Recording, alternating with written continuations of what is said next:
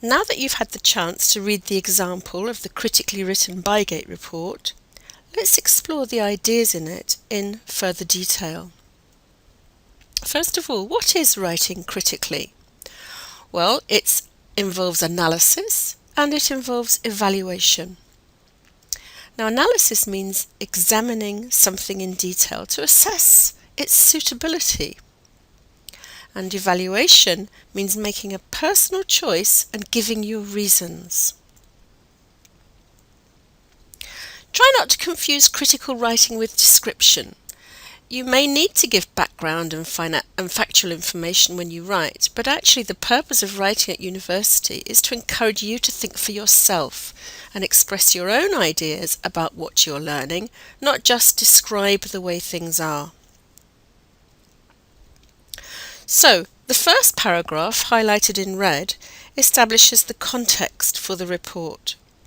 The situation regarding the village, its need for a new play area, and the local government's budget is explained, and the items of play equipment are listed.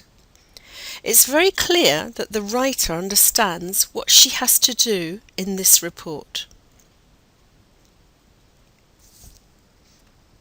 In the second paragraph, however, the writer chooses one item, the climbing frame, and picks out its main strengths. This is in red.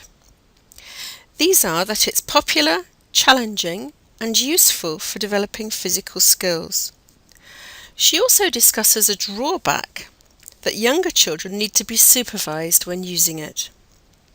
While assessing these different points, the writer makes an evaluation, a kind of judgment, and decides that despite its unsuitability for very young children, and the fact that it's relatively expensive, the advantages outweigh these drawbacks, and the climbing frame is chosen. In the third paragraph, the writer focuses on the needs of younger children, and those youngsters who prefer creative rather than physical play. She notes that both the playhouse and the sandpit provide safe places where younger children can play without much supervision. She suggests the compromise of positioning the playhouse within the sandpit to maximize play opportunities. By explaining her reasoning process, the writer justifies her second choice of the playhouse. The advantages and disadvantages of the remaining items are then assessed.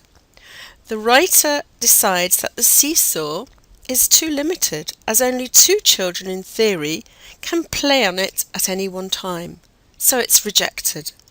The benefits and drawbacks of the swing are established. That is, it's popular and fairly inexpensive, and children who go to the park alone can play on it. It's true that children may get bored waiting for their turn, but the writer judges the swing's popularity and the adaptability even for babies to be of overriding importance, and so the decision is made to invest in 2 of these. The writer then makes the decision to choose the accessible roundabout as the final item. This choice is a response to the specification that the play area needs to cater for children of all levels of physical ability. But the writer also gives her own evaluation of the roundabout by pointing out that this item will encourage sociability and cooperation. In this way, the writer provides an analysis of the benefits of this type of roundabout, while also justifying its inclusion, or in other words, giving supporting reasons for this choice.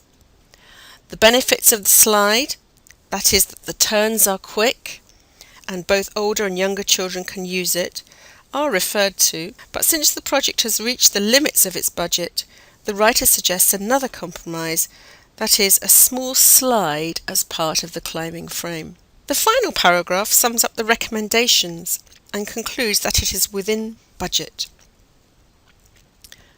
The word count is also clear. So, what sort of language is useful for analysis and evaluation? Well, you can see that lots of language is useful that allows you to categorize, find differences, give results, discuss advantages and disadvantages, recommend, suggest, compare, cause effect, and concession. These are all really useful language structures for analysing and evaluating.